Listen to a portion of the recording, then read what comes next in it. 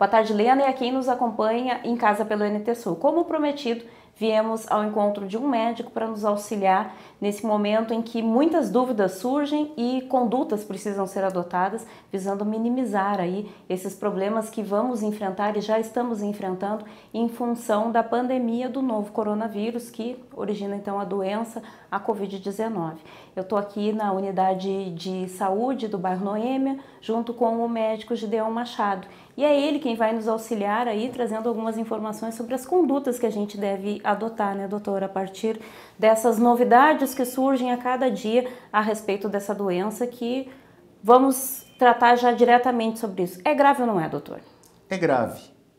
É grave porque ela está alterando a nossa rotina de vida. Você perceba que eu tenho 36 anos, não tinha visto isolamento em residências até agora no nosso país. Né? Virou pandemia quando saiu de um país, foi para outro e foi se disseminando no mundo todo. Né? Então é grave porque a gente precisa entender que envolve não somente a minha individualidade.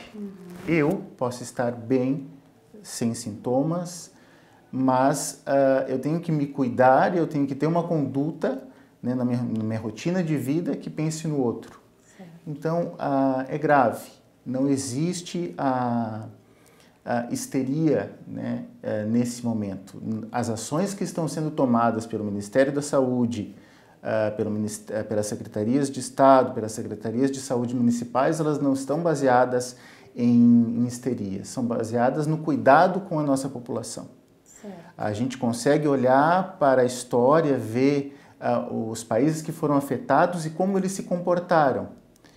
Então, a gente precisa se comportar da mesma maneira, protegendo, cuidando, orientando e fazendo coisas que saem da nossa rotina. Né? Então, lavar as mãos mais de 4 a 5 vezes não é da rotina comum de uma pessoa que está fazendo tantas outras coisas.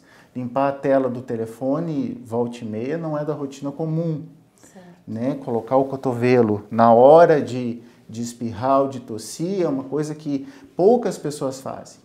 Mas a nossa ideia agora é disseminar esse cuidado para que todos entendam o quão importante é. Doutor, se ouve muito dizer, principalmente a gente tem sido bombardeado. Agora a gente vive uma era de informação automática, é o WhatsApp, são as redes sociais, são os mecanismos de busca, os textos enormes publicados sem uma origem fidedigna. O que se ouve muito? Isso é só mais um resfriado, já passamos por vários, passaremos por este também. É isso?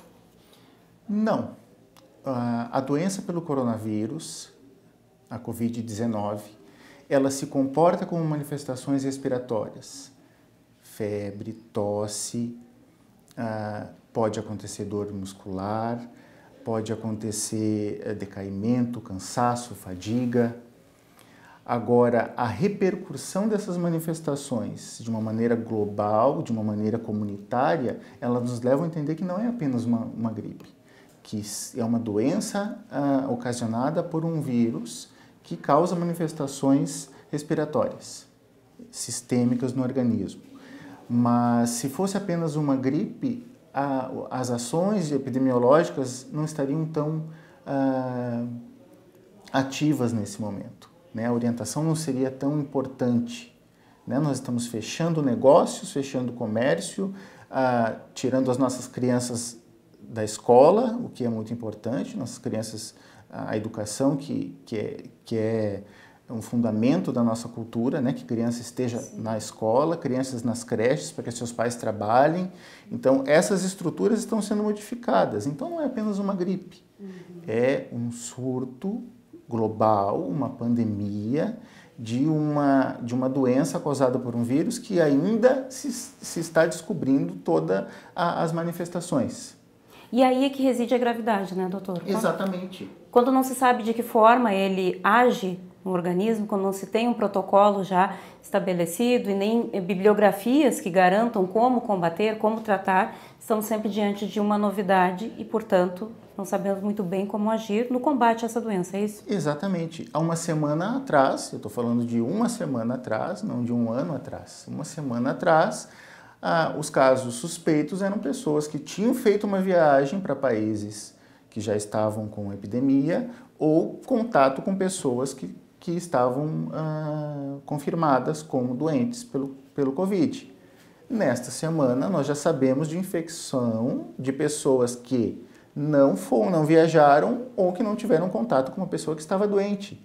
Isso se chama infecção comunitária. A pessoa está exposta a um vírus que não se vê, que está nas gotículas quando a gente conversa, que está nas estruturas, que a gente põe a mão, que está ali no corrimão da escada, que está na maçaneta da porta, que não se vê, de lugares em que pessoas transitam e estão. Por isso, a principal das orientações é evitar aglomerações.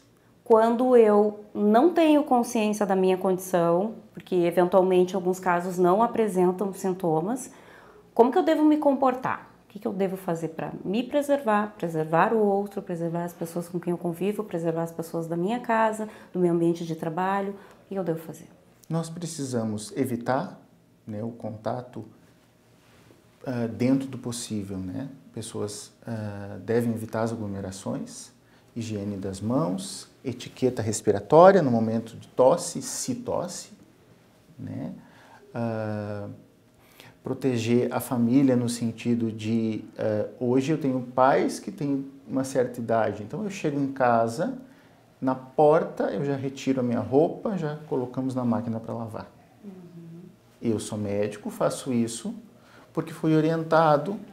Por que não orientar todos os meus pacientes? Certo. Então eu digo, cuidem dos seus idosos em casa. Essa é uma medida que vai, porque hoje a gente sabe que as pessoas idosas são mais suscetíveis. A gente entra aí numa questão importante, que é o grupo de risco. Que grupos de risco? Quem são essas pessoas que estão incluídas no grupo de risco? A gente fala de idosos, mas fala-se também de pessoas que têm comorbidades, que são doenças pré-existentes ou doenças mais graves. Vamos detalhar isso, doutor. Quem são essas pessoas? E o primeiro caso de morte em São Paulo, no dia de ontem, é o exemplo perfeito. Uma pessoa com mais de 60 anos, portanto um idoso, com comorbidades, hipertensão, diabetes.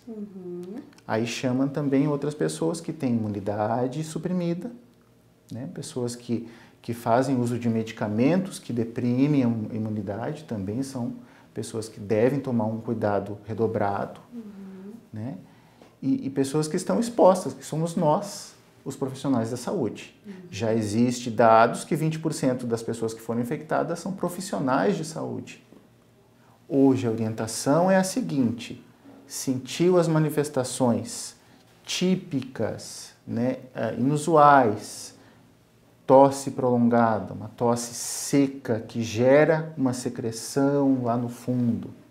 Febre, o que é febre, Thelma? Febre é temperatura acima de 37,8.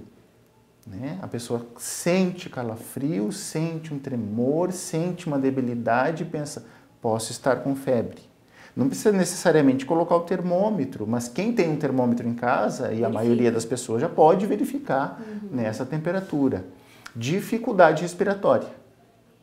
O que é dificuldade respiratória? Quando você sente que o seu pulmão está fechando, né? Ou quando você sente que precisa fazer um esforço respiratório. Né? Em pessoas que não tinham quadros de doença pulmonar ou quadro asmático, pessoas que não são pessoas que têm insuficiência cardíaca, porque inclusive essas pessoas já sabem o que é ter dificuldade respiratória. Sim.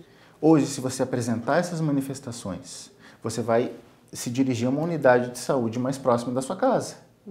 Aqui no bairro Noêmia, no centro da cidade, no bairro Marina. Todas as estratégias próximas de cada uma das casas, as estratégias que são ponto de referência nos bairros. Lá onde você tem uma equipe que te conhece, um médico que já te atendeu alguma vez, um enfermeiro que te viu, né, um agente de saúde que visita a sua casa. Nessa unidade você vai ser recebido. E se você relatar essas manifestações e a pessoa que te receber entender, ela vai te dar uma máscara. Quem são as pessoas que estão nesse grupo de risco? Idosos, pessoas imunossuprimidas, pessoas que fazem tratamento quimioterápico, né, profissionais de saúde. Sentir alguma coisa, o que eu devo fazer? Então, o protocolo hoje é procurar uma unidade de saúde, não é procurar, aqui no caso em Cachoeira do Sul, a emergência do HCB ou a unidade de pronto atendimento, que é a nossa UPA da Zona Norte. Não, eu devo ir na unidade de referência do meu bairro. Exatamente.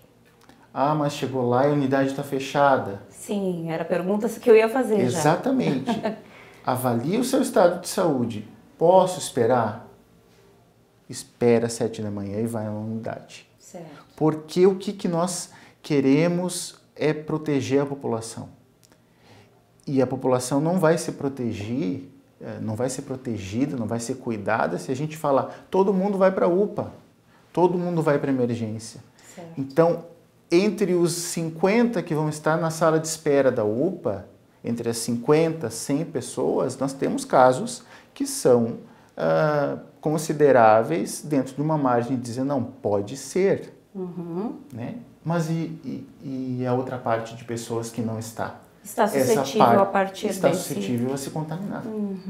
A gente já sabe, a princípio, que o ideal, como tu já havia referido, lavar as mãos várias vezes, água e sabão, água corrente, usa o álcool gel. Quando se usa cada um dos dois, os dois são efetivos? Qual que funciona melhor? Enfim, qual é o papel de cada um deles nesse processo? Sim.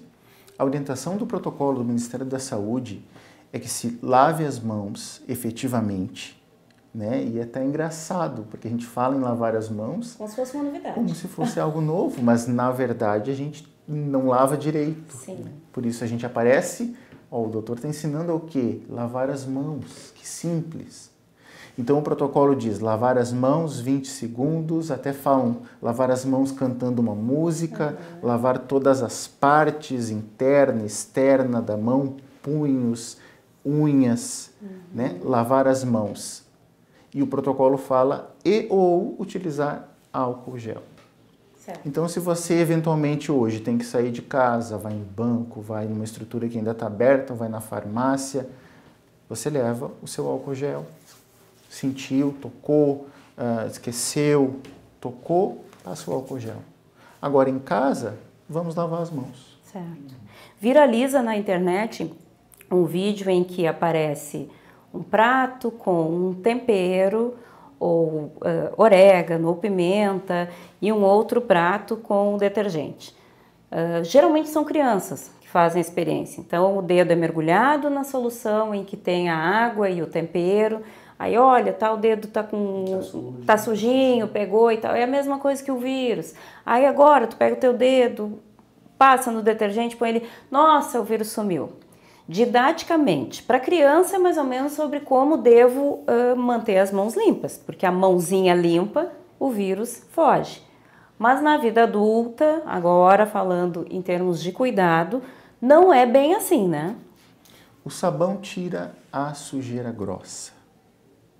O álcool gel é um elemento químico que mata a bactéria. Ele paralisa a bactéria e o vírus e mata. Né? Agora, a gente tem que entender que uma mão suja, com sujidade visível, ela não vai gerar condições para que o álcool atue matando. Então, quanto mais mãos limpas nós tivermos, menos a necessidade de um álcool gel. Certo. E daí se desmistifica também a questão de que o detergente por si só mataria o vírus. O vírus em si não, mas mataria as sujidades que estão servindo de uma âncora para segurar estruturas na mão. Porque nem todas as sujeiras a gente enxerga, né? O vírus é isso. E o vírus está ali. E a gente não consegue ver. Não conseguimos ver. Lena, tá vendo quanta coisa a gente conseguiu aqui desmistificar e entender, e tem muito mais perguntas com certeza que a gente precisa ainda tirar em dúvidas com o Gideão aqui. Fica o convite que amanhã tem mais, eu vou seguir a conversar com ele, vamos editar novas perguntas, falar sobre outros questionamentos que são comuns a todos nós e principalmente a você que acompanha o NT Sul. Nós estamos recolhendo todos os questionamentos que vieram ao longo dessa semana e que devem chegar hoje ainda, e amanhã você confere aqui na telinha mais uma etapa dessa conversa que a gente tem aqui com o Dr. Gideão no ESF da Noêmia.